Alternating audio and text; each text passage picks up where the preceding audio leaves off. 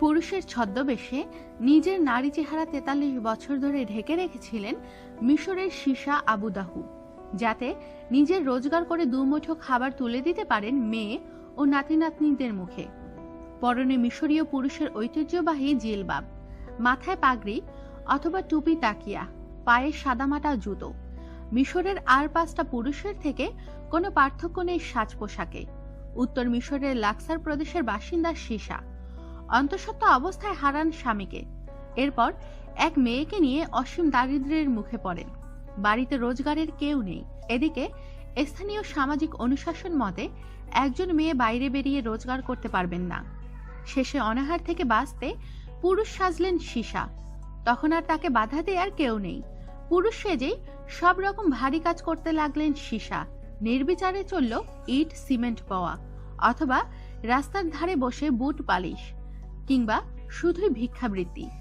এভাবেই ক্ষুণ্ণবৃত্তি সামলে মেয়ে হুডোকে নিয়ে বড় করলেন সীসা, বিয়ে দিলেন।